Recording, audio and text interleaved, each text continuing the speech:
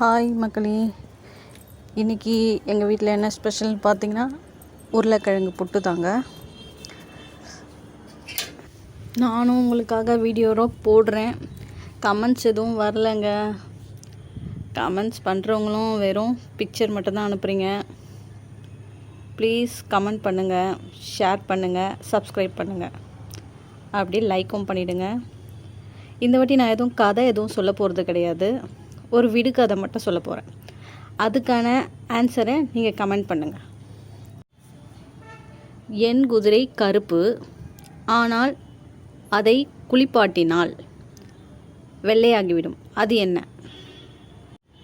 இந்த விடுகதைக்கு ஆன்சர் தெரிஞ்சால் கமெண்ட்டில் சொல்லுங்கள். ஓகேங்க, இதோட என்னோடய சமையலும் முடியுது. தேங்க்யூ.